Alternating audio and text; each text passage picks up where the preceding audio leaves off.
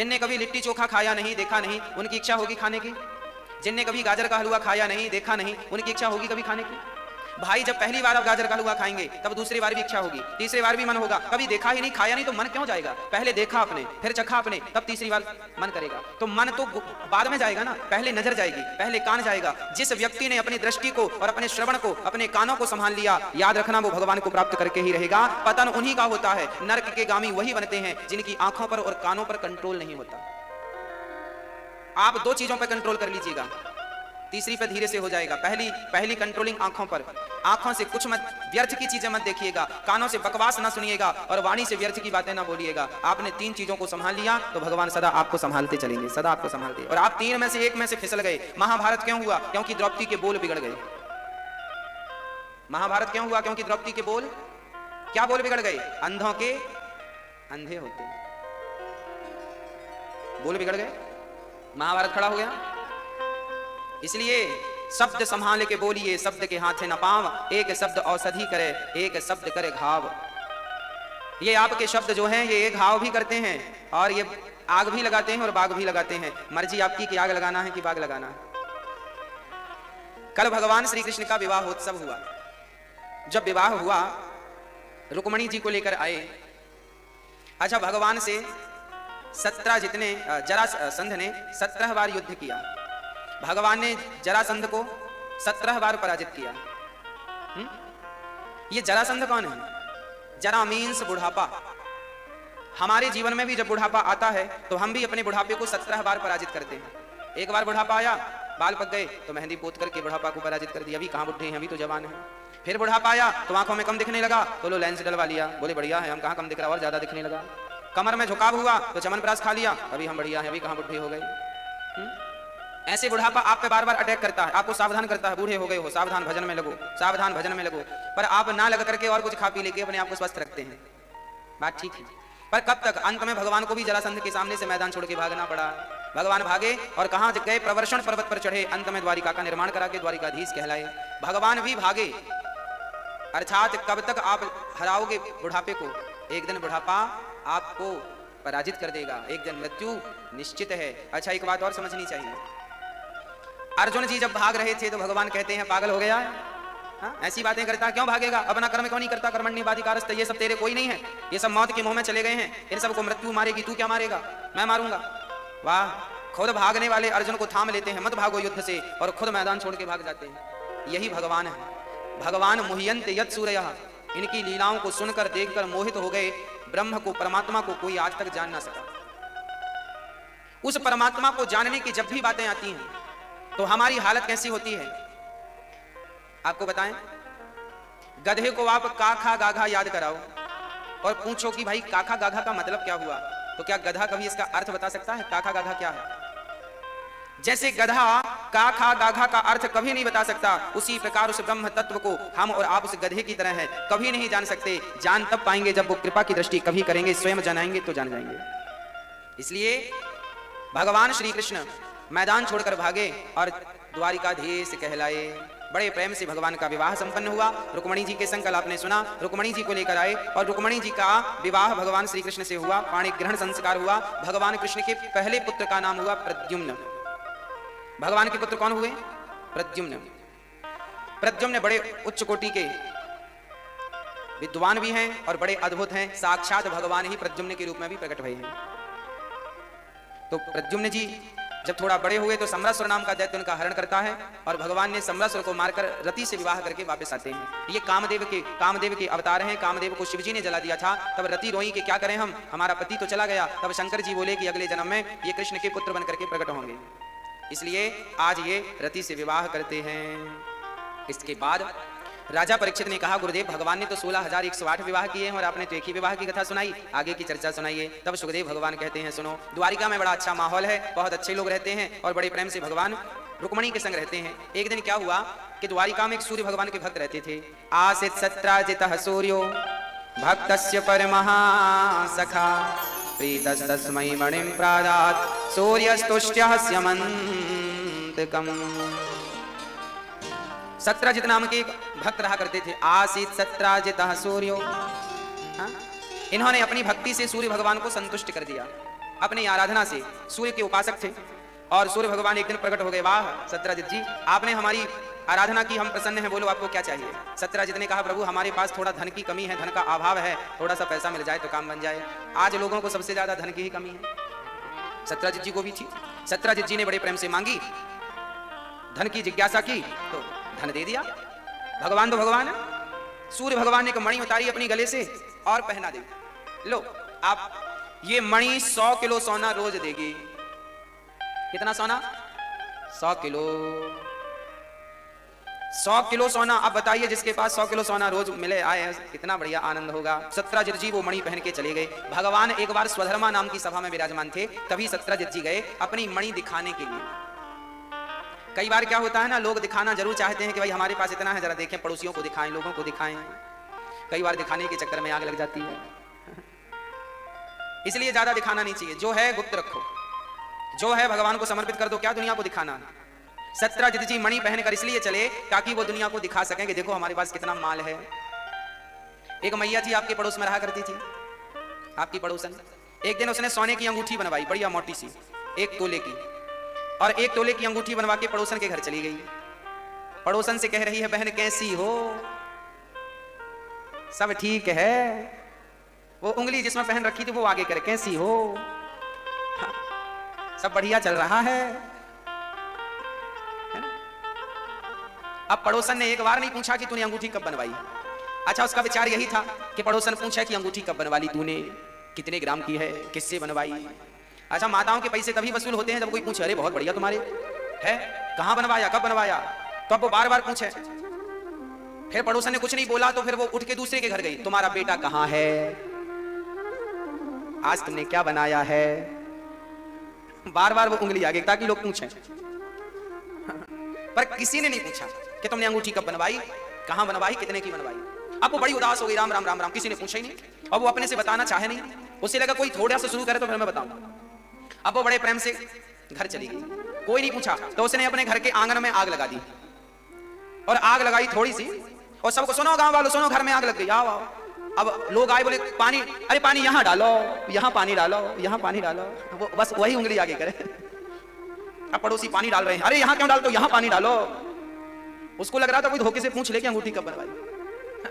तब तक सही में हवा चल गई, और हवा चली तो आग उड़ के घर के अंदर चली गई। सचमुच उसका घर जलने लगा, और जब जलने लगा तो वो ऐसे रोने लगी, हे भगवान मैं तो बर्बाद हो गई। तभी पड़ोसन ने पूछ लिया बहन ये अंगूठी कब बनवाई। उसने कहा तेरा सत्यानाश हो जाए, पहले नहीं बोल सकी, तेरे चक्कर में आग लग गई घर में। पहले ही पूछ लिया होता कि कब बनवाई है तो आग तो ना लगती। तो कई लोग इस चक्कर में आग भी लगवा लेते हैं। सत्यजित जी का भी यही हाल था। देखना भी ये मणि क्या क्या काम करेगी। सत्यजित जी को ये मणि मिली है, अब ये पहन करके भगवान को दिखाने गए हैं कि देखो हम भी कम नहीं हैं, हम भी ऐसे हैं। आज किसी को थोड़ा सा धन वैभव मिल जाए तो वो अपने आप को भगवान समझने लगता है। सत्यजित जी के मन में भी यही कुछ चल रहा था, हम तो बड़े आदमी हैं, हम क्या कृष्ण से कम हैं।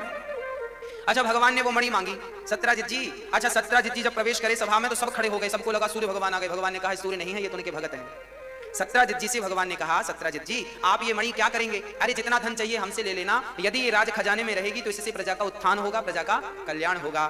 कहा, निवेदन किया। परंतु सत्यजित जी से भगवान ने मणि मांगी, पर सत्यजित जी ने तो देना चाहा ही नहीं। अच्छा सच्ची बताएं, भगवान हमें जो चीज देते हैं तो हम खुशी खुशी रख लेते हैं, और कभी भगवान अपनी ही वस्तु हमसे वापस मांगे तो हम लोग देने से मना कर देते हैं, नहीं देंगे हम। देखिए, भगवान सूर्य ने ही मणि दी और भगवान कृष्ण ने मणि मांगी। एक भगवान ने मणि दी, एक भगवान ने मणि मांगी। तो जिस भगवान ने दी तो रख तो ली, पर वापस करने से रो रहे हैं, नहीं हम वापस नहीं करेंगे। यही जीव की सबसे बड़ी गलती है। मैया जी आपसे हम निवेदन करें कि आपके पास अभी वर्तमान में जो चीज है, कभी भी भगवान मांगे तो बिना देर लगाए वापस कर देना, और रोना मत कि तुमने वापस क्यों लिया। अच्छा एक बात बताओ, ये वस्तु हमने आपको दे दी, हाँ ये वस्तु हमने आपको दे दी 1 साल के लिए। भैया ये 1 साल आप अपने पास रखो, हमारी वस्तु है, हमने आपको दे दी कि 1 साल आप रखो।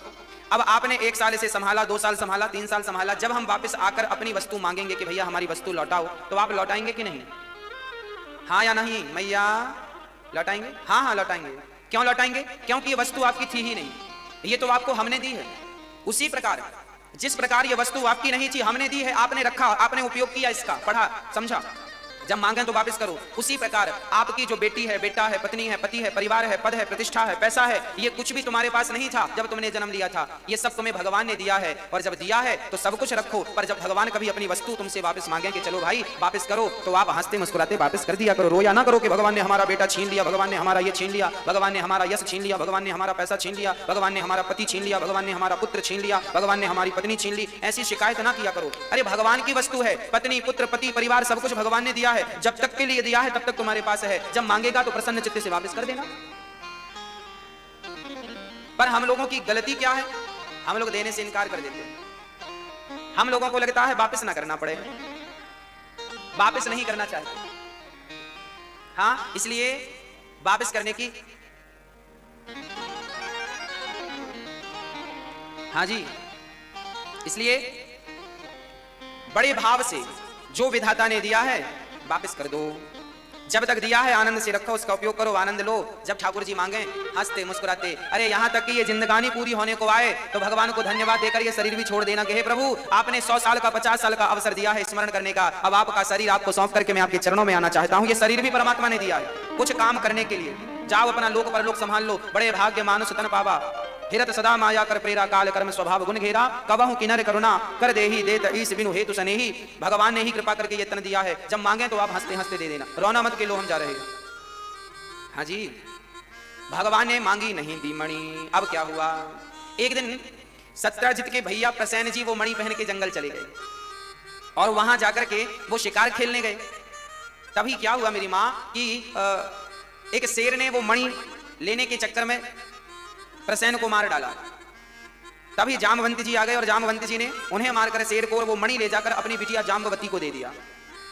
अब मणि चली गई जाम्बवती के पास। अब सत्यजित ने देखा कि मेरा भाई परसों गया था, आज तक नहीं लौटा। उन्हें लगा कि लगता है हमारे भाई को मार करके कृष्ण ने मणि चुरा ली। भगवान को झूठा ही कलंक लगा दिया सत्यजित जी ने, झूठा कलंक। अब अपनी पत्नी से कहा कि सुनो, हमें तो लगता है कृष्ण ने हमारे भैया को मारकर मणि चुरा ली।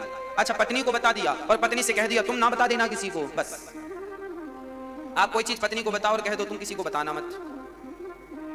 फिर देखो आप घर से निकलेंगे तो पड़ोसी पूछ लेगा ऐसा हुआ क्या? अरे आपको कैसे पता? अरे दीवारों के भी कान होते।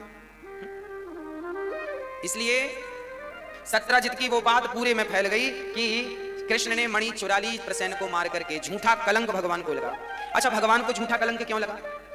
क्योंकि भगवान कृष्ण ने एक बार गणेश चतुर्थी की चंद्रमा का दर्शन कर लिया था, और जो गणेश चतुर्थी की चंद्रमा का दर्शन करता है उसे झूठा कलंक लगता ही लगता है। ये बात रामचरितमानस में गोस्वामी श्री तुलसीदास जी महाराज लिखते हैं, जो आपन चाहे कल्याणा, सुजस सुमति शुभ गति सुख नाना, सो पर नार लीलार गोसाई, तजऊ चौथ के चंद्र की नाई। जो अपना कल्याण चाहते हैं स्त्री या पुरुष, सो पर नार लीलार गोसाई, तजऊ चौथ के चंद्र की नाई। जो स्त्री अपना कल्याण चाहती है वो पर पुरुष को ना देखे, और जो पुरुष अपना कल्याण चाहते हैं पराई नारी को ना देखें। वैसे ही त्याग दें जैसे गणेश चतुर्थी की चंद्रमा को त्याग दिया जाता है। अच्छा, गणेश चतुर्थी की चंद्रमा को क्यों नहीं देखा जाता? क्योंकि एक बार गणेश जी ने श्राप दे दिया था चंद्रमा को। एक बार गणेश जी जा रहे थे चूहे पर बैठ करके। अच्छा, गणेश जी का वाहन क्या है? चूहा। अच्छा, गणेश जी चूहे पर बैठेंगे तो चूहा मर नहीं जाएगा? ये प्रश्न खड़ा हो सकता है आपके दिमाग में कि गणेश जी का वजन 80 किलो तो होगा कम से कम, और चूहा अच्छा भी खाता पीता होगा तो 4 किलो का होगा, तो 80 किलो 4 किलो के ऊपर बैठेगा तो मर नहीं जाएगा? कई लोग ये प्रश्न करते हैं कि गणेश जी चूहे पर क्यों बैठे हैं। देखो, गणेश जी तो भगवान है, और भगवान का चूहा साधारण नहीं हो सकता। भगवान तो भगवान है, इसका आध्यात्म सब्जेक्ट समझो। गणेश जी चूहे पर क्यों बैठे हैं? क्योंकि गणेश जी बुद्धि के देवता हैं और चूहा तर्क का प्रतीक है। और याद रखना, आध्यात्म जगत में आप प्रवेश कभी किए हो तो ये बात पता होगी कि बुद्धि हमेशा तर्क पर ही सवार होती है। गणेश जी चूहे पर नहीं, बुद्धि तर्क पर सवार है। क्योंकि पहले गणेश जी की कोई प्रतिमा तो हुआ नहीं करती थी पहले, आज के हजारों साल पहले, क्योंकि सब निराकार था। तो उस जमाने में गणेश जी किस पर बैठते थे? गणेश जी बुद्धि पर बैठे हैं। मतलब बुद्धि, गणेश जी चूहे पर बैठने का तात्पर्य यह है कि हमेशा हमेशा बुद्धि तर्क पर सवार होती है, तो गणेश जी चूहे पर इसलिए सवार है। माता सरस्वती हंस पर क्यों सवार है? माता सरस्वती का वाहन हंस ही क्यों है? क्योंकि हंस जो होता है वो दूध और पानी दोनों को मिलाकर रखो तो हंस दूध पी लेता है और पानी पानी छोड़ देता है। उसी प्रकार माता सरस्वती विद्या की देवी है। गणेश जी बुद्धि के देव हैं और माता सरस्वती विद्या की देवी हैं। और विद्या कैसी होनी चाहिए? विद्या कैसी होनी चाहिए? विद्या ऐसी होनी चाहिए जैसे हंस सार सार को ग्रहण, दूध दूध को ग्रहण कर लेता है, उसी प्रकार मां सरस्वती कहती है कि तुम सार सार को ग्रहण करते जाओ और थोथा उड़ाते जाओ, सार सार को गही लहे थोथा दे उड़ाए। ये मां सरस्वती हंस पर इसलिए बैठी हैं कि विद्या सार को ग्रहण करने वाली होनी चाहिए। विद्वान वही जो सार ग्राही हो, नहीं तो असार खलु संसार, असार तो संसार है ही। इसलिए सार को ग्रहण करने वाली विद्या हो। प्रिय भक्तों, बड़े प्रेम से भगवान श्री कृष्ण को जब पता चला कि हमें कलंक लगाया है सत्यजित जी ने, झूठा कलंक लगा दिया, झूठा ही बोल दिया कि मणि चुरा ली, आपसे विनती है कि आप भी इस कलंक से बचें, तो भगवान के दूसरे और तीसरे विवाह की चर्चा सुने तो आप सदा सदा के लिए इस कलंक से बच सकते हैं। तो जो स्त्री, इसलिए आज हम स्त्रियों को सावधान कर रहे हैं, सारी स्त्रियां सावधान, सारे पुरुष सावधान। कैसे सावधान?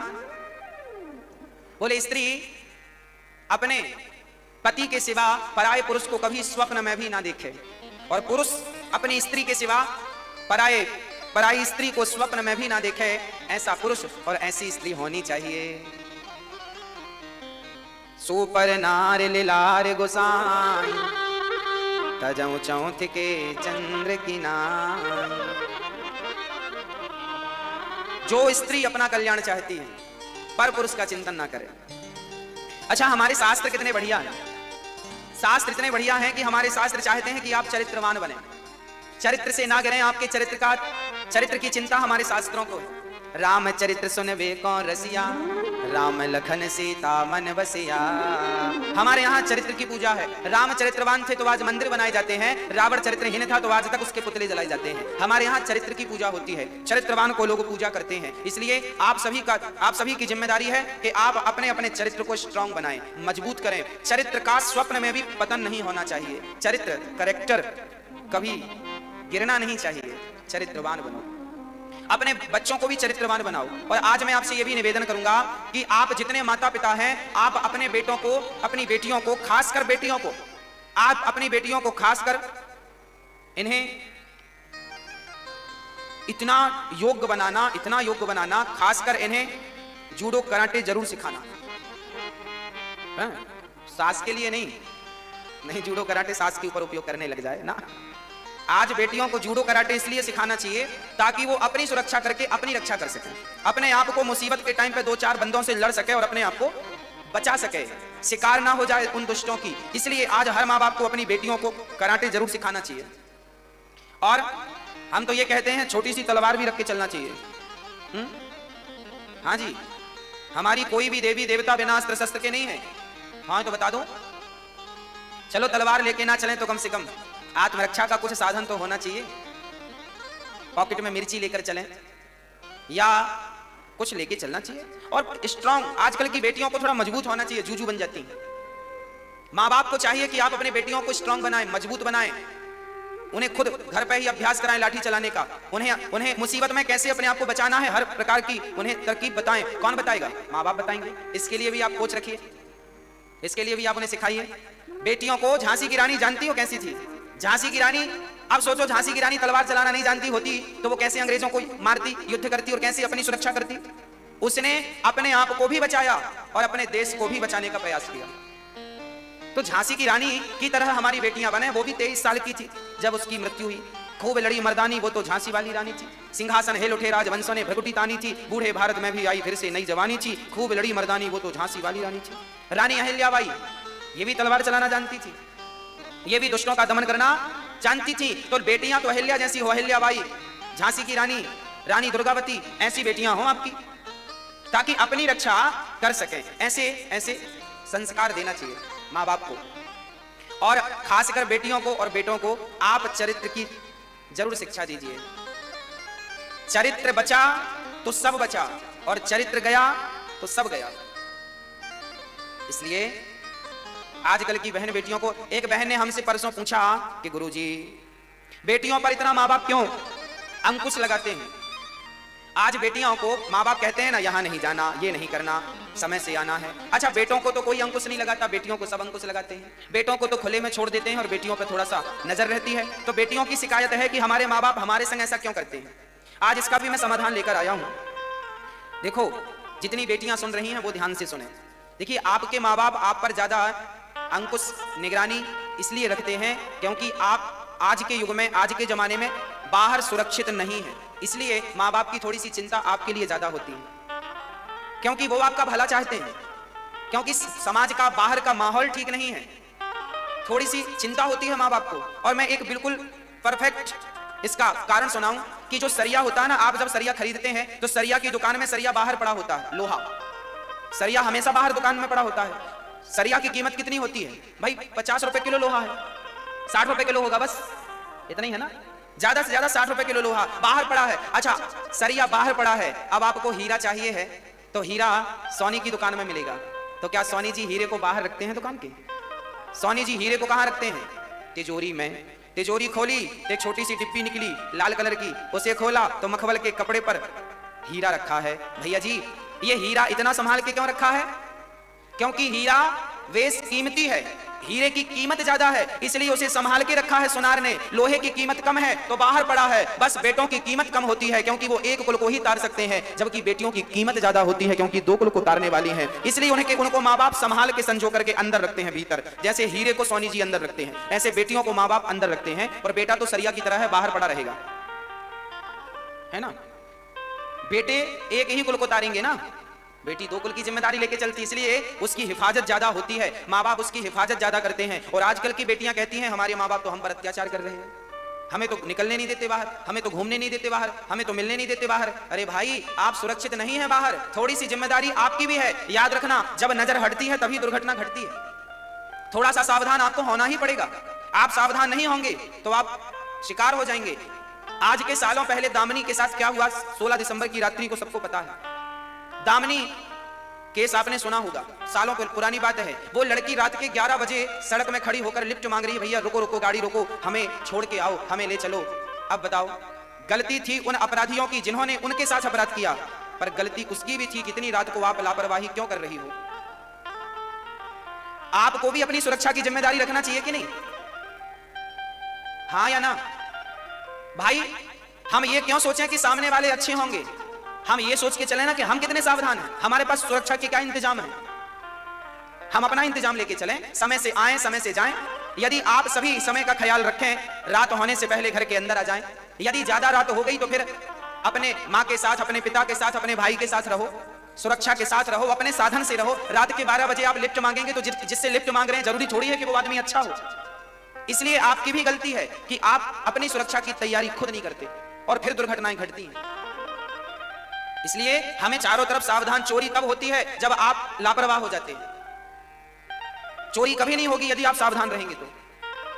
इसलिए हर माँ बाप को सावधान रहना पड़ता है बेटियों के लिए, और हर बेटी को सावधान रहना पड़ेगा आपकी अपनी सुरक्षा के लिए, क्योंकि आपकी सुरक्षा आपके माँ बाप से ज्यादा आप स्वयं कर सकते हैं अपनी। इसलिए आपको अपनी सुरक्षा करनी होगी, है ना।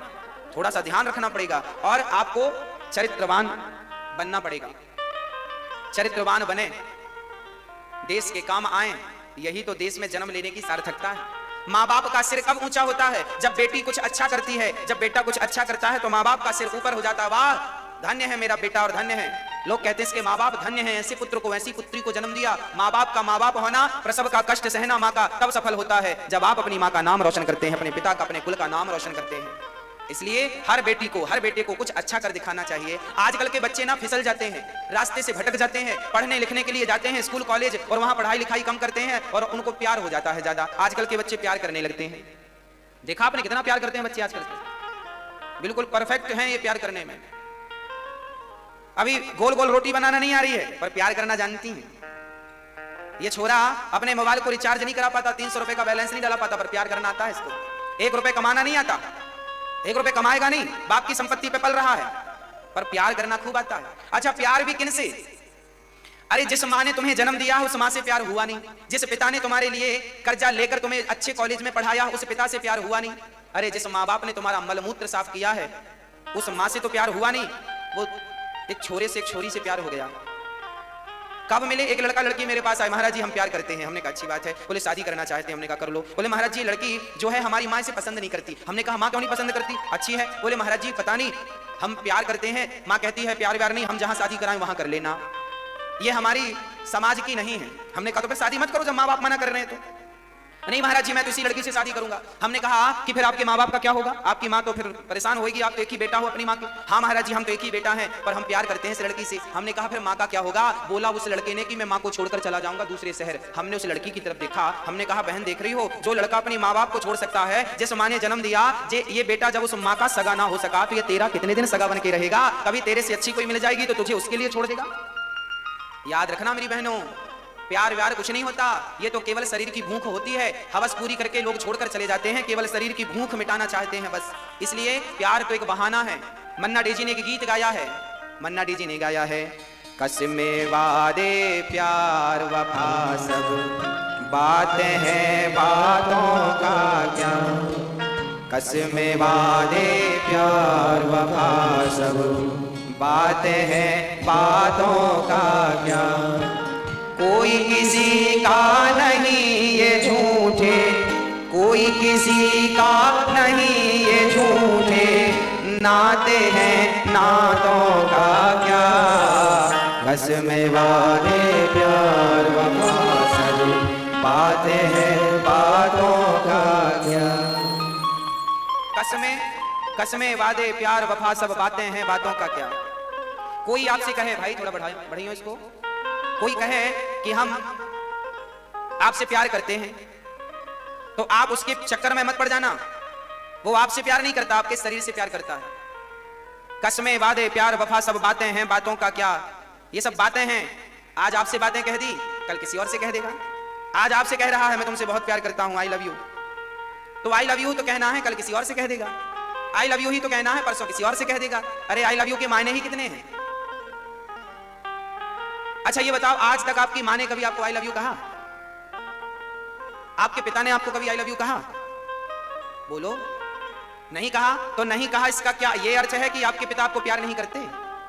आपकी माँ ने कभी नहीं कहा तो क्या इसका ये अर्थ है कि आपकी माँ प्यार नहीं करती? अरे माँ बच्चे से प्यार करती है, और जब माँ प्यार करती है ना अपने बेटे से तो माँ को कहना नहीं पड़ता कि बेटा मैं तेरे से प्यार करती हूँ। अरे माँ का प्यार तो दिखता है, इसे कहने की ये शब्दों का मोहताज नहीं है। माँ का प्यार शब्दों का भूखा नहीं है। और आज याद रखना, ये दुनिया का प्यार शब्दों से शुरू होता है, याद रखना।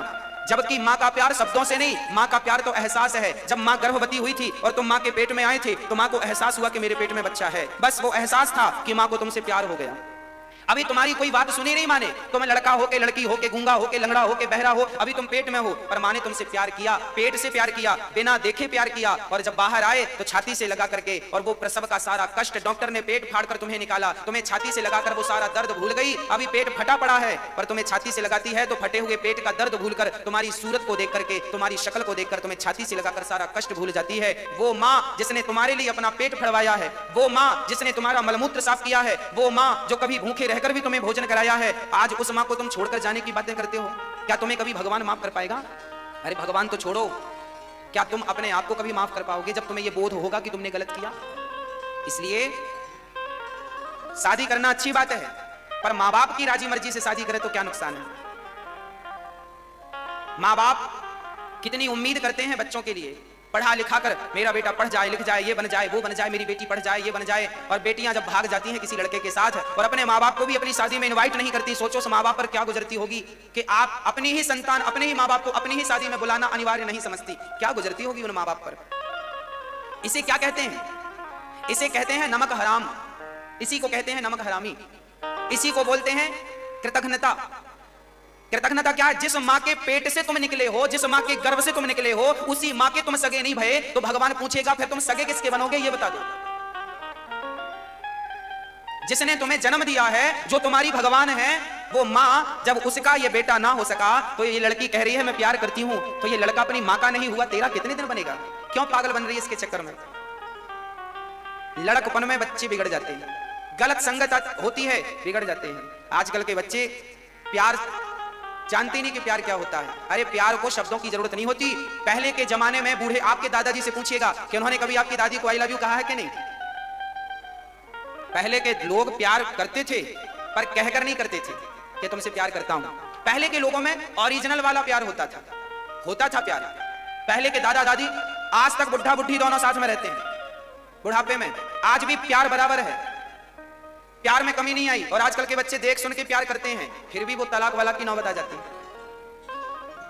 लव मैरिज कोर्ट मैरिज ज्यादा देर टिकती नहीं है। जल्दी आप लेके आज भागे हो, साल भर के अंदर फिर कागज लेके भागने पड़ते हैं, तब कैसे छुटकारा मिले। इसलिए हम बेटियों से निवेदन करते हैं कि आप किसी झूठे प्यार के चक्कर में अपनी जिंदगी तबाह ना कर लेना, क्योंकि कपड़े पे दाग लग जाएगा तो कल छूट भी जाएगा, पर चरित्र पर एक बार दाग लगा तो कोई साबुन नहीं है जो आपके चरित्र के दाग को छुड़ा सके। इसलिए एक ही बार पूरी जीवन में, मेरे 100 साल की उम्र में, 70 साल की उम्र में मेरा चरित्र एक ही बार बनेगा और एक ही बार बिगड़ेगा। या तो बना लो या तो बिगाड़ लो। एक बार बिगड़ गया तो आप 100 साल जिंदा रहो या 500 साल जिंदा रहो, फिर वो दोबारा से बनने वाला।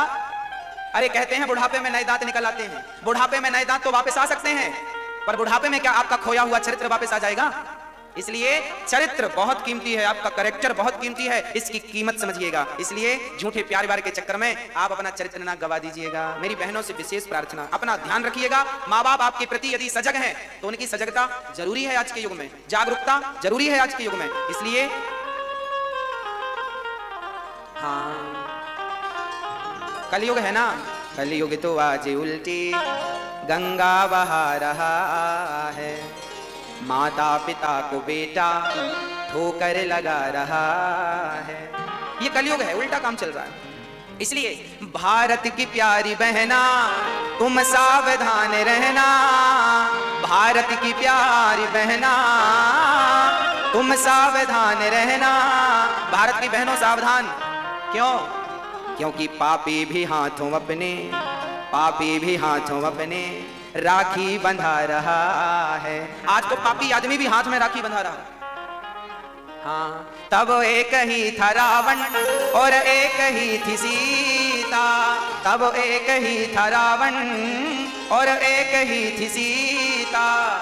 अब हर गली में रावण सीता चुरा रहा है, अब हर गली में रावण सीता चुरा रहा। इसलिए सावधान सावधान सावधान। हर बेटी, हर माँ बाप अपने बेटों को सावधान करें, संस्कार दें। बेटा पर नारी माँ की तरह होती है। लोग कहते हैं आज के लड़के बिगड़ गए, लोग कहते हैं आज की लड़कियां बिगड़ गई। मैं नहीं मानता इस बात को। ना तो लड़के बिगड़े हैं ना तो लड़कियां बिगड़ी हैं, फिर बिगड़ा कौन है? अरे भाई, बिगड़ा वही है जो देखने का नजरिया बिगाड़ रहा है, बस वही बिगड़ा है। कहते हैं ना, लोग कहते हैं आज का जमाना बुरा है। मैं नहीं मानता कि जमाना बुरा है। लोग कहते हैं जमाना बुरा है। अरे भाई साहब, जमाना भी तो आपसे ही है, आप जमाने से तो नहीं है। हमसे जमाना है, जमाने से हम नहीं है, हमसे जमाना है। लोग कहते हैं जमाना बुरा है, अरे जमाना भी हमसे ही है। हम अच्छे होंगे तो जमाना भी अच्छा होगा, हम ही बुरे हैं इसलिए जमाना बुरा है। इसलिए माता पिता को आदर कीजिए, माँ बाप की पूजा कीजिए, माँ बाप की आरती कीजिए, माँ बाप का सम्मान कीजिए। माँ बाप दोबारा मिलने वाले नहीं, अभी हैं तो उनकी कदर नहीं कर रहे हो। छोड़ छोड़ के बेटियां भाग जाती हैं। एक पिताजी थे, वो मजदूरी करते थे।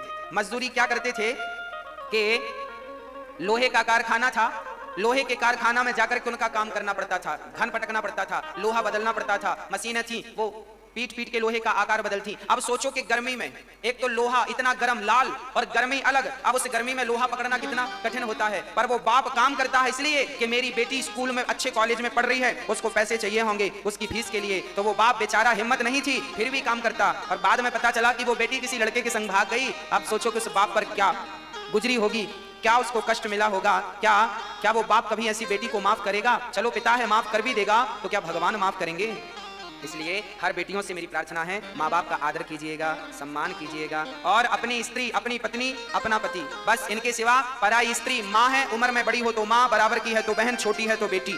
पराया पुरुष बड़ा है तो उम्र में पिता, बराबर का है, उम्र में बड़ा तो पिता, उम्र में बराबर का है तो भाई, उम्र में छोटा है तो आपका पुत्र। इस दृष्टि से संसार को देखिएगा। जब दृष्टि बदलती है तब सृष्टि बदल जाती है, दृष्टि नहीं बदलेगी तो सृष्टि भी नहीं बदलेगी।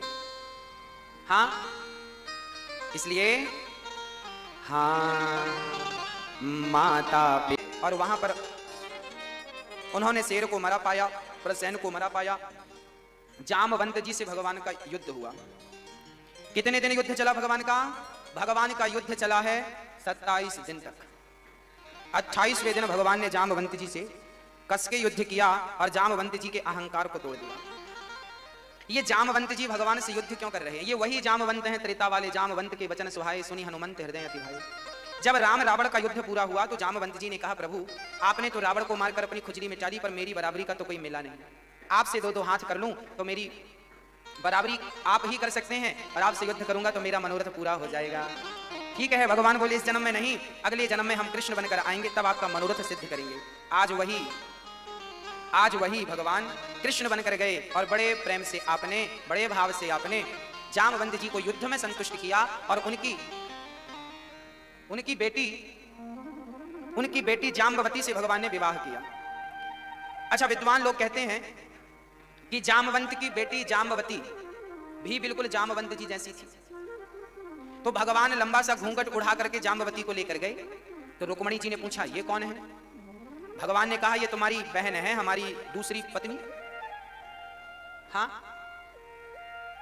दूसरी पत्नी है। तो रुक्मणी जी ने कहा इसने मुंह क्यों ढक रखा है? भगवान ने कहा रुक्मणी जी इसने मुंह इसलिए ढक रखा है कि कहीं आपको देखकर लज्जा ना आ जाए, क्योंकि ये इतनी सुंदर है। भगवान भी विनोदी है। भगवान बोली ये इतनी सुंदर है कि कहीं तुम्हें ये ना लगे कि हमसे सुंदर, इसलिए ये मुंह ढक के रहती है ताकि आप ना देख सको, नहीं आपको जलन होने लग जाएगी। तो रुक्मणी जी बोली अच्छा इतनी सुंदर है तो बड़ा घमंड कर रही है इसलिए मुंह नहीं दिखा रही है। जा मैं तुझे श्राप देती हूं, तो भी उतनी ही सुंदर हो जा जितनी मैं हूं, मेरे से ज्यादा नहीं। तो जामवती तो बिल्कुल जामवंत जी जैसी थी, परंतु रुक्मणी अम्बा के श्राप से वो रुक्मणी जैसी सुंदर हो गई। ऐसा विद्वान लोग भाव देते हैं। वो तो भगवान की प्रियतमा है तो वास्तविक में सुंदर होंगी। तो दूसरा विवाह भगवान का जाम्बवती से संपन्न हुआ।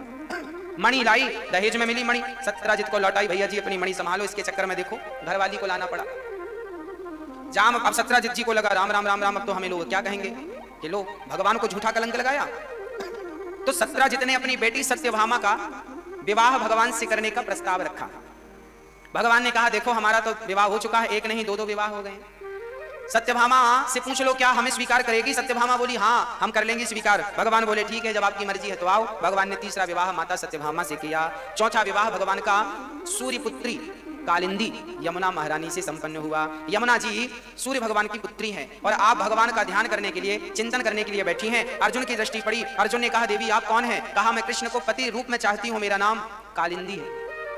अर्जुन ने भगवान को सूचना दी। भगवान ने कहा देवी आप किसे चाहती हैं? बोले आपको चाहती हैं, आपसे विवाह करना चाहती हैं। भगवान बोले ठीक है। तो चौथा विवाह भगवान का यमुना जी से। देखो भगवान का एक भी शादी का कार्ड नहीं छपा। शादियां इतनी हुई पर शादी का कार्ड एक फिक्स ही नहीं थी, चलते फिरते मिल जा रही हैं। अब चौथा विवाह यमुना जी से। पांचवा विवाह भगवान का उज्जैन में हुआ मित्रविंदा के साथ। विंद अनुविंद की बहन थी आप, आपका विवाह संपन्न हुआ मित्रविंदा से। मित्रविंदा से भगवान का पांचवा विवाह उज्जैन में हुआ। छठवां विवाह भगवान का 7 बैलों को एक साथ जो नाथेगा उनके संग विवाह होगा। कौन कर सकता है ये काम? बड़े बड़े दिग्गज हार गए। अंत में भगवान ने एक साथ बैलों को नाथा। तब भगवान ने विवाह किया नागनजिती से, जो सत्या भी कहलाई। तो इनसे विवाह संपन्न हुआ भगवान का छठा। 7वां विवाह भगवान का कैकेय देश की राजकुमारी भद्रा से हुआ। 8वां विवाह भगवान का मध्य प्रदेश के राजा की कन्या लक्ष्मणा, इनसे भगवान का विवाह संपन्न हुआ। ये टोटल अष्टपट रानियां ठाकुर जी की हैं द्वारिका में। एक भौमासुर नाम का दैत्य था। जब भगवान को सूचना मिली कि कोई भौमासुर नाम का दैत्य है जो कन्याओं पर बड़ा अत्याचार कर रहा है, तब भगवान ने जाकर के भौमासुर को युद्ध में पराजित किया और उसके बंधन से कन्याओं को छुड़ाया। तो कन्याएं कितनी निकली? 16,100। 16,100 कन्याओं से विवाह का प्रस्ताव उन्होंने रखा कि प्रभु अब आप हमसे विवाह कर लो, नहीं तो हमसे कौन विवाह करेगा। अब हम घर जाएंगे तो घर वाले हमें स्वीकार नहीं करेंगे। तब भगवान ने उन कन्याओं के कहने पर, आग्रह करने पर उन कन्याओं से विवाह किया और टोटल विवाह हो गए 16,108। अब बताओ लोग कहते हैं भगवान ने इतने विवाह क्यों किए? अरे भैया वो भगवान है, आपसे तो एक ही नहीं संभल रही है। एक में ही आदमी पागल हो जाता है, समय के पहले बुढ़ा हो जाता है। भगवान तो 16,108 पत्नियां संभाल रहे हैं और फिर भी भगवान मुस्कुरा रहे हैं। भगवान सदा मुस्कुराते हैं, सदा मुस्कुराते हैं, प्रसन्न रहते हैं। आज भगवान का रुक्मणी जी से संवाद हुआ। कहो रुक्मणी जी कैसी हो? अच्छी हैं। आज भगवान ने कहा रुक्मणी जी क्या जरूरत थी आपको हमारे संग विवाह करने की? अच्छा खासा शिशुपाल के संग होने वाला था और आपने लेटर लिख दिया तो फिर हमें भाग के आना पड़ा। बढ़िया कर लेती उन्हीं से विवाह। वो तो बढ़िया बड़ा आदमी था, बड़ा पैसे वाला था। हम तो देखो भागे भागे फिर रहे हैं। कभी मथुरा में जन्म लिए तो गोकुल चले गए, गोकुल से वृंदावन, वृंदावन से मथुरा, मथुरा से द्वारिका, कितना भाग रहे हैं। हमारे तो माँ बाप के बारे में भी लोगों को संदेह, कोई कहता देवकी का बेटा है, कोई कहता यशोदा का बेटा है। हमारा तो देखो ना कुल ना नाम ना कुछ।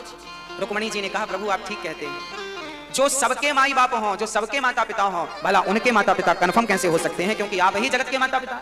और आप कह रहे हैं कि आप कभी मथुरा से गोकुल, गोकुल से वृंदावन भागते रहते हैं, तो हाँ, आप कण कण में वास है ना। भगवान को कहा हरि व्यापक सर्वत्र समाना सर्वम खलविदम ब्रह्मा, सब में भगवान है, कण कण में भगवान है। तो कण कण कैसा है? हवा चली तो यहाँ का कण वहां चला गया, वहां का कण आगे चला गया, हवा से कण आगे पीछे होते रहते हैं ना। तो भगवान तो कण कण में है। तो जैसे कण स्थायी नहीं है, ऐसे परमात्मा भी चलायमान है, स्थायी नहीं है। कण कण कण यहाँ है तो यहाँ है तो यहाँ, ऐसे भगवान सर्वत्र हैं। प्रभु आपकी व्यापकता तो सर्वत्र है, तो आप ऐसे कैसे कह सकते हैं कि आप यहाँ हैं वहां नहीं है, वहां है वहां नहीं है? रुक्मणी का जब ये दिव्य ज्ञान सुना तो भगवान बड़े प्रसन्न भये। अच्छा, जब भगवान ने कहा कि तुमने हमसे विवाह क्यों कर लिया, तो रुक्मणी जी मूर्छित होकर गिरने लगी।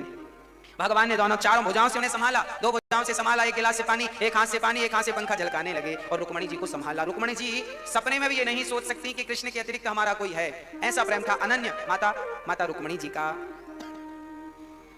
सारी पत्नियों के लिए भगवान ने एक एक महल बनवाए हैं और सबकी व्यवस्था बढ़िया है। 10 बेटा 1 बेटी हर रानी से हुई। भगवान की 16,108 तो बेटियां थी और फिर एक रानी से 10, 16,108 में फिर आप 10 का हिसाब करो तो बेटों की संख्या निकलेगी। एक रानी के 10 बेटा, इतनी लंबी चौड़ी सेवा है ठाकुर जी की। हाँ, अब भगवान के बेटा ही इतने सारे हैं। एक बेटा को आज गोद में लिया है तो दूसरे बेटे का नंबर महीने भर बाद आएगा, है ना। अब इतने सारे, रोज थोड़ी ये सबको एक गोद में खिलाते रहेंगे। अच्छा, यहां प्रश्न, एक बार नारद जी आए थे झगड़ा कराने के, चलो भगवान जी का झगड़ा कराते हैं। भगवान जी का झगड़ा कैसे हो सकता है? यदि भगवान रुक्मणी के संग मिल गए तो सत्यभामा से कहूंगा देखो तुम्हारे पास तो आते ही नहीं। तो आज सुबह सुबह नारद जी गए, सबसे पहले रुक्मणी के पास गए। तो रुक्मणी माँ के पास जब नारद जी महाराज गए तो भगवान वहां पर थे रुक्मणी के पास। भगवान स्नान ध्यान करके संध्या वंदन कर रहे थे, पूजा पाठ कर रहे थे। नारद जी को लगा हाँ रुक्मणी के पास हैं, अब सत्यभामा के पास जाऊंगा। तुरंत नारद जी सत्यभामा के पास गए। सत्यभामा के पास गए तो भगवान वहां भी थे, वहां सूर्य अर्घ दे रहे थे। सूर्याय नमः आदित्याय नमः। नारद जी बोले अच्छा, अंदर अंदर से कमरा बना रखा है, सेटअप पल भर में वहां। नारद जी बोले अब हम इस लाइन में नहीं जाएंगे, दूसरी लाइन में, क्योंकि पत्नियों के अलग अलग महल थे, इस लाइन की अलग, इस लाइन की अलग। तो नारद जी पूरा उस लाइन को छोड़ करके, वहां जितनी पत्नियां थी उनको लगा कि अंदर अंदर कोई कनेक्टिविटी है तो भगवान चले जाते। तो नारद जी एक सोसाइटी पूरी छोड़ के दूसरी सोसाइटी में चलेगा, फेज 2 में। अब जब नारद जी वहां गए तो वहां पे क्या देखा, वहां भी जो भगवान की पत्नियां थी तो कहीं भगवान पूजा करते मिले, तो कहीं भगवान जल चढ़ाते मिले, तो कहीं माला जपते मिले, तो कहीं आत्म चिंतन करते मिले, तो कहीं सत्संग करते मिले, तो कहीं भोजन। नारद जी हक्का बक्का रह गए, भगवान जहां जाता हूं आप वहां हैं। तब नारद जी समझ गए ये भगवान की भगवत्ता है। भगवान एक ही समय में अनेक बनने की ताकत रखते हैं, यही परमात्मा की, यही भगवान की भगवत्ता है। किसी रानी को यह लगता ही नहीं था कि कृष्ण हमारे पास नहीं है। जहां जाए नारद जी वहां पहुंच जाए, वहां भगवान थे, ऑलरेडी थे भगवान। एको हम बहुत श्यामा, भगवान एक ही है पर बहुत सारे बन जाते हैं। ये संकल्प मात्र से सृष्टि हो जाती है। वो परमात्मा सब कुछ करने की सामर्थ्यता रखते हैं। ऐसे भगवान को हम प्रणाम करें और इन कथाओं को सुनकर हम भी ये शिक्षा पाएं कि हमें भी अपनी गृहस्थी अच्छी करनी चाहिए। हमारी भी गृहस्थी की गाड़ी बढ़िया होनी चाहिए। बात बात पे झगड़ा नहीं, बात बात पे गुस्सा नहीं, थोड़ा सी समझदारी का परिचय देना चाहिए। नई नई शादी होती है तो होता है, शुरू शुरू में झगड़े सबके यहाँ होते हैं, पर थोड़ा समझो समझदारी से, चलो चलो चलो। आगे भगवान ने एक दिन अपने बच्चों को बोले चलो तुम्हें घुमा करके लाते हैं। भगवान भी देखो अपने बच्चों को घुमा कर कभी फुटबॉल खिलाते हैं, कभी क्रिकेट खिलाते हैं। आज भगवान अपने बच्चों को लेके गए पार्क में, चलो क्रिकेट खेलते हैं, गेंद का खेल खेलते हैं। अच्छा, गेंद का खेल खेल खेल में गेंद जाकर कुएं में गिर पड़ी। तो वहां भगवान के पुत्र गए और वो गेंद निकालने लगे, पुत्र पौत्रादि। तो परिणाम क्या हुआ कि वो गेंद जब निकाले तो एक बहुत बड़ा गिरगिट था वहां पर।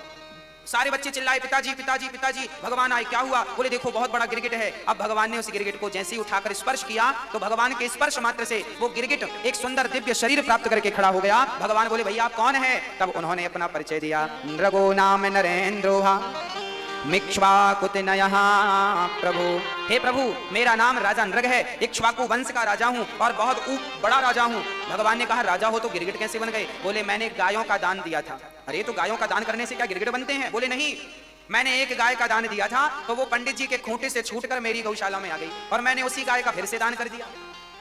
इसका मतलब यह है कि एक बार जिसका दान कर दो फिर उसका दोबारा आप दान नहीं कर सकते, क्योंकि आपने दे दिया। अच्छा, दान दी हुई वस्तु को आप ले भी नहीं सकते, आप लेंगे तब तो दोबारा दान करेंगे, इसलिए दान दी हुई वस्तु को वापस लेना बहुत बड़ा पाप है। राजा नृग को गिरगिट क्यों बनना पड़ा? क्योंकि उन्होंने दिया हुआ दान। अच्छा, उनसे ये जाने में पाप नहीं हुआ था, अनजाने में हुआ था, जानबूझकर नहीं हुआ।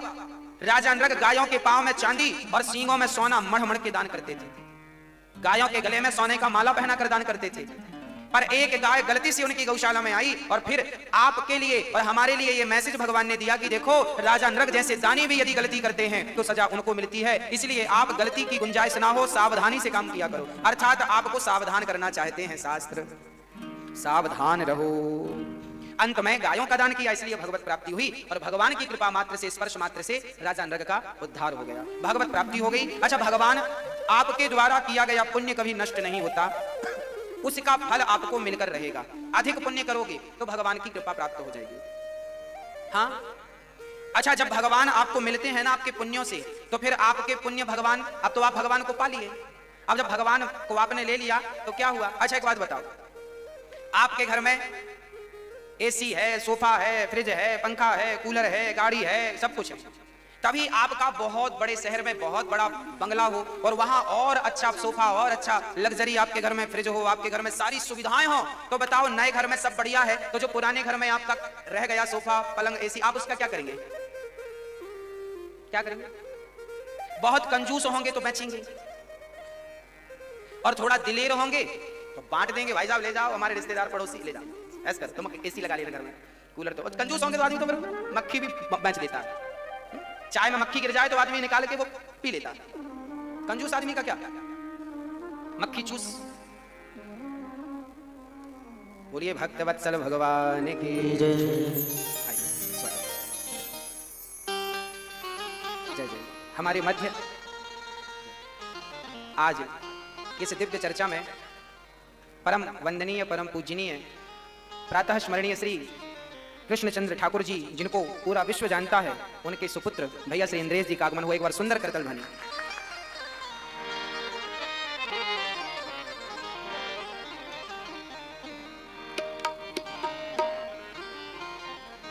बड़ा दिव्य संयोग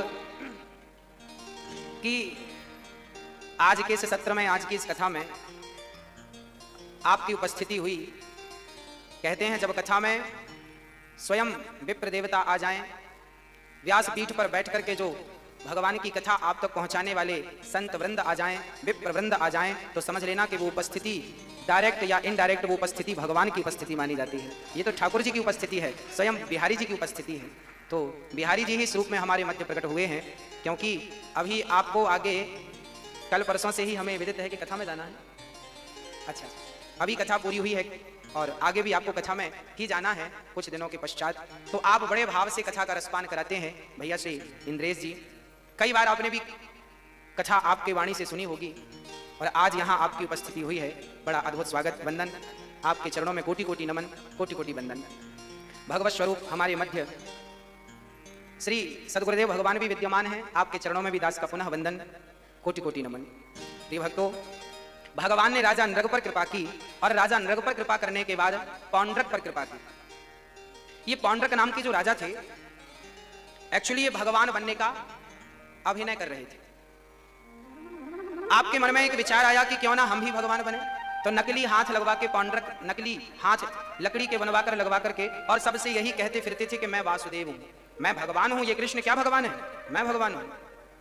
पौंड्रक जैसे लोग, पौंड्रक जैसी वृत्तियां आज भी हमें समाज में देखने को प्राप्त होती हैं। हाँ प्रिय भक्तों, आज भी आपको ऐसे पौंड्रक जैसे लोग देखने को मिलेंगे और आपको इन्हीं से सावधान रहना।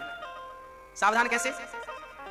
जैसे पौंड्रक अपने आप को भगवान कहते थे, ऐसे आज हमारे भारत में बहुत सारे ऐसे लोग हैं जो भगवान कृष्ण की पूजा ना करके, भगवान राम की पूजा ना करके, भगवान नारायण की पूजा ना करके, भगवान शिव की, दुर्गा की, सूर्य भगवान की पूजा ना करके अपने ही भगवान लॉन्च कर देते हैं। और कई बाबा तो ऐसे हैं कि स्वयं भगवान बन जाते हैं। आज मार्केट में आपने देखा होगा, एक बाबा जी को भगवान के मंदिरों से ऊपर बिठा दिया जाता है और बाजू में नीचे राम जी को, नीचे कृष्ण जी को, शंकर जी को बिठा दिया जाता है। ये वही पौंड्रक के वंशज हैं। इनको मानने वाले, इनको जानने वाले, ये सब वही पौंड्रक की परंपरा चली आ रही है। आज भी पौंड्रक जिंदा है। जो भगवान को छोड़कर किसी और को भगवान माने, वो कैसा होगा? अच्छा, कोई आपसे कहे कि आप बिहारी जी को भूल जाओ, भगवान राम, भगवान कृष्ण, भगवान नारायण को भूलकर किसी और को भगवान मान लो, तो क्या हम मान लेंगे? नहीं। अरे हमारे लिए तो हमारे नारायण ही भगवान है, हमारे राम कृष्ण ही भगवान है, इनके सिवा। अच्छा, आज मैं आपको स्पष्ट कर दूं कि नारायण और राम और कृष्ण कौन है। स्पष्ट कर दूं तो आपका कंफ्यूजन समाप्त हो जाए, आप कंफ्यूज ना रहे। देखिए क्या होता है, जब भगवान लक्ष्मी के संग बैठते हैं तो उनका नाम हो जाता है लक्ष्मी नारायण। जब भगवान खड़े होते हैं तो भगवान का नाम होता, खड़ी मुद्रा को कहते हैं नारायण। जब भगवान कभी दाईं करवट लेते हैं तो भगवान नारायण जब दाईं करवट पर लेटते हैं तो उनका नाम हो जाता है राम, और जब भगवान नारायण बाईं करवट पर लेटते हैं तो उनका नाम हो जाता है कृष्ण। एक्चुअली कृष्ण के जन्म के पहले से ही भगवान नारायण का नाम कृष्ण था, भगवान राम के जन्म के पहले ही भगवान नारायण का नाम राम था, क्योंकि राम ही जब दाहिनी करवट लेंगे तो राम बन जाएंगे और बाईं करवट में उनको क्या बोला जाता है? कृष्ण बोला जाता है। तो भगवान जब इस धरती पर राम बनकर अवतरित हुए, वही निर्गुण निराकार, वही परब्रह्म परमात्मा जब राम बनकर आए तो वह राम कहलाए। क्योंकि जब राम का जन्म हुआ था तब उस समय भगवान दाहिनी करवट पर थे। कहते हैं ना, देवता स्तुति कर रहे हैं, जय जय सूर्य नायक जन सुखदायक प्रणत पाल भगवंता, है ना, ये स्तुति गोस्वामी जी लिख रहे हैं। जब देवता भगवान की स्तुति करने पहुंचे उस समय भगवान दाहिनी करवट पर थे। तो भगवान ने कहा, ठीक है, यदि पृथ्वी पर संकट है, गौ ब्राह्मण खड़े हैं, साधु संत स्तुति कर रहे हैं, विप्र धैन असुर संत हित लीन मनुज अवतार, यदि आप आए हैं हमारी सहायता लेने के लिए, उस समय ठाकुर जी दाहिनी करवट पर थे, तो भगवान उसी हाल में तुरंत जैसे थे वैसे दौड़ पड़े। इसलिए भगवान दाहिनी करवट से आए हैं, इसलिए उनका नाम राम पड़ा, इसलिए वो राम से जाने गए, राम नाम से।